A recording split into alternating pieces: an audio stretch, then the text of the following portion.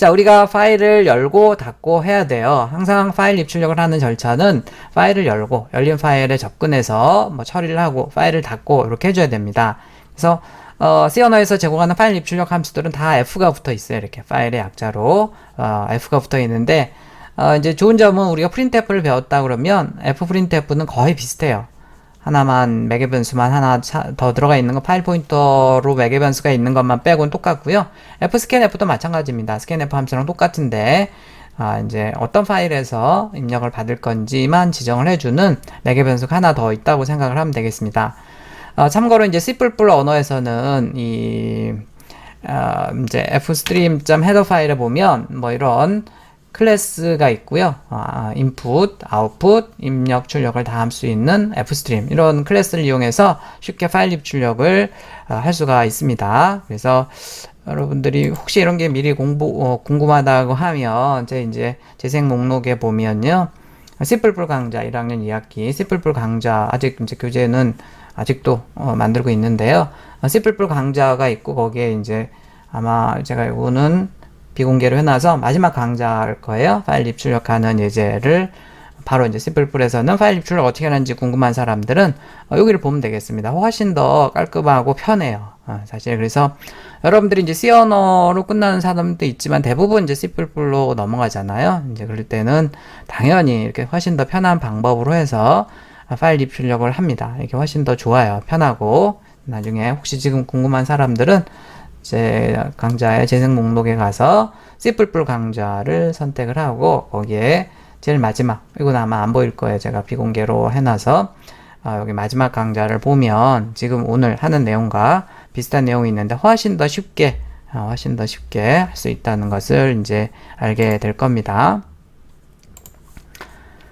자, 파일을 열고 닫는 함수는요, 파일 F는 있고, 파일을 열고, Fclose, 파일 close, 파일을 닫는 기능의 함수가 있습니다. 자, C 언어에서 파일을 가지고 놀기 위해서 항상 이 5가지 단계를 거쳐요. 그래서 이제 제일 먼저, 이 파일 포인터라는 거 뒤에 설명하겠는데요. 파일 포인터를 선언합니다. 이 파일형, 대문자 파일형의 포인터 변수를 만들고요. 이 인티저 캐릭터 너블형도 아닌 이 파일 포인터형은 이미 만들어져 있어요. 그냥 여러분들이 이렇게 파일 포인터형으로 해서 반드시 포인터형으로 해서 변수를 만들면 되겠습니다. 그 파일 가지고 노는 수만큼 파일 포인터를 선언해야 돼서 이렇게 하게 되면 이제 하나의 파일을 사용을 할 거라는 뜻이고요. 파일을 뭐 2개를 쓰겠다 그럼 파일 포인터를 하나 더 선언을 당연히 해야 됩니다. 그 다음에 이제 파일을 열어야 되겠고요. 열 때는 이런 식으로 여는데 뒤에 이제 자세하게 나옵니다. 열어서 이 파일 포인터에다가 이렇게 리턴 값을 저장을 해줘야 돼요. 그러니까 이 fopen이라는 함수의 리턴 값의 자료형이 파일 포인터형인 것 같죠. 자, 그런데 이제 파일이 잘 안 열릴 수도 있어요. 이런 디렉토리에 이런 파일이 없을 수도 있잖아요. 그래서 반드시 파일을 가지고 놀 때는 이렇게 이제 제대로 열렸는지를 확인해야 되는데 그게 이제 리턴 값이 null인지를 체크를 하면 되겠습니다. 여기로 파일이 없다거나 해서 열리지 않았으면 null이 튀어나와요. 그래서 이 값이 null이었을 때는 이제 에러 메시지를 띄우고 끝내는 이런 식으로 해서 이제 프로그램을 짜야 되겠고요. 보통 이제 이런 부분을 안 하는 경우도 있는데 그러면 혹시라도 열리지 않았는데 더 프로그램을 진행하면 안 되겠죠. 그래서 보통은 이렇게 에러 메시지를 처리할 수 있는 문장을 더 써줍니다. 아까 p-error라든지 이런 함수를 이용해서 하게 되면 조금 더 시스템의 에러까지도 볼 수 있기 때문에 요거 때문에 지금 에러가 난 거구나 라고 알 수 있는 방법이라고 얘기했고요. 이렇게 이제 파일이 잘 열렸으면 파일을 가지고 노는데 파일을 가지고 노는 함수들은 뒤에 자세하게 나옵니다. F로 시작하는 함수들을 가지고 놀고요. 마지막에 이제 파일을 닫아주면 되겠습니다. 파일을 닫을 때도 열린 파일 포인터를 매개 변수로 이렇게 반드시 넣어줘야 돼요. 그래서 항상 이렇게 먼저 써주고요. 그 다음에 잘 열렸는지 확인하고 파일을 가지고 노는 거가 이제 제일 다양하게 여기가 소스가 제일 많겠죠. 이런 식으로 해서 5단계로 해서 파일을 가지고 놉니다.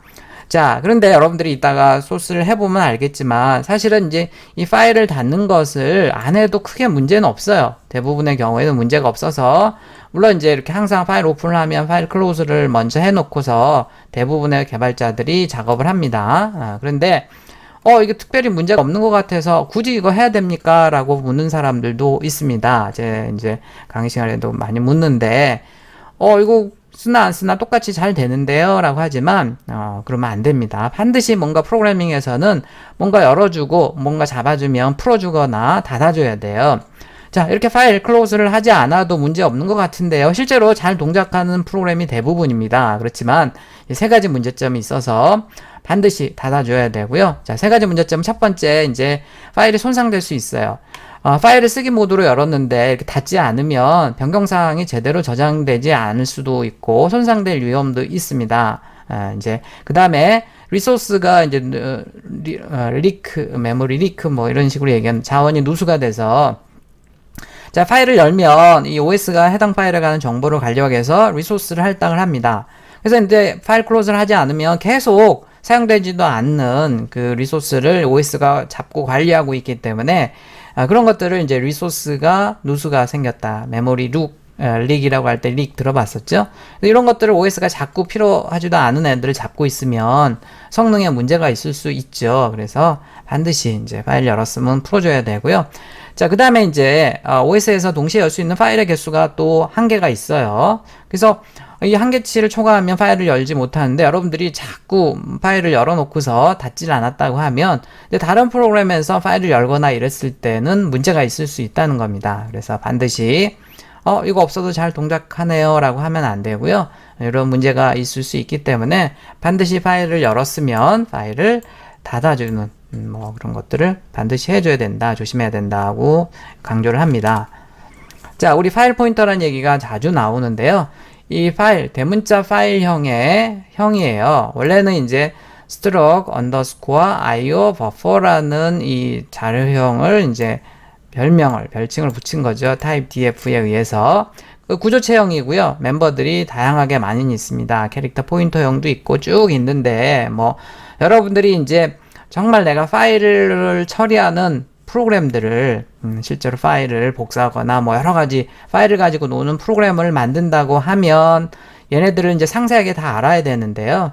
일반적으로 여러분들이 그냥 파일을 열고 닫고 쓰고 뭐 그 다음에 거기 추가하고 이런 거 할 때는 여기 있는 멤버들을 다 사용하지는 않습니다. 그래서 간단하게 이제 이런 형의 구조체가 이미 만들어져 있고 그 다음에 그 이제 파일을 가지고 놀 때는 어쨌든 이 파일 포인터형의 포인터 변수를 파일형의 포인터 변수를 하나 만들어서 가지고 논다라고 생각을 하면 되겠습니다. 얘네들은 이제 버퍼의 크기, 위치, 접근하는 파일 이름 이런 것들에 대한 정보를 다 가지고 있는데요.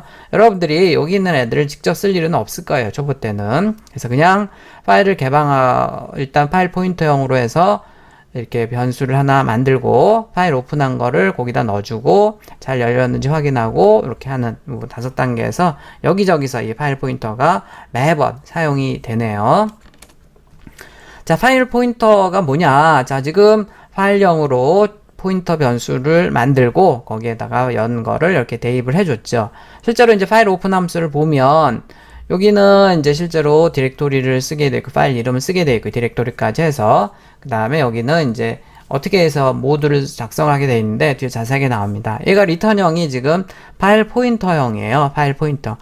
파일을 열면 이 아까 이 구조체 이런 것들을 가지고 놀 수 있는 게 생기는데 주소만 튀어나오니까 이제 얘네들을 다 그 주소로 가서 화살표 연산자를 가지고 접근할 수가 있는데 실제로 그렇게 이제 복잡하게 쓰는 것은 아니고 뭐 쉽게 얘기하면 실제로 이제 내가 가지고 놀 파일은 이런 건데 내가 이 프로그램에서는 얘를 별명으로 out이라는 애로 처리를 하겠다. out이라는 애로 가지고 놀겠다라는 뜻이에요. 여기 입력한 내용이. 그래서 실제로는 여기 있는 애인데 걔를 out이라는 애로 하겠다. 변수 이름이니까 뭐 여기다가 a라고 쓰면 a라고 이렇게 써주면 되겠고 a라는 별명으로 부르겠다 이렇게 하는 거죠. 더 쉽게 얘기하면 우리 이제 책갈피를 왜 씁니까? 책에 어떤 내용을 내가 중요하게 마킹을 해놨어요. 거기 이제 추가를 하고 싶다라든지 하면 다시 열어보고 싶다라고 하면 책갈피를 해놓으면 편하죠. 그래서 책갈피를 딱 이용을 하게 되면 거기 또 그 위치로 바로 가서 입력, 출력 작업을 할 수가 이렇게 편하죠. 그래서 마치 이렇게 책갈피 비슷한 의미가 용도라고 생각하면 되겠습니다. 이 파일 포인터를 이용하게 되면 책갈피처럼 어떤 내가 위치로 가서 바로 처음부터 열어보지 않아도 바로 가서 거기에서 입력이나 출력을 할 수 있는 그런 것을 파일 포인터라고 한다고 생각을 하면 되겠어요.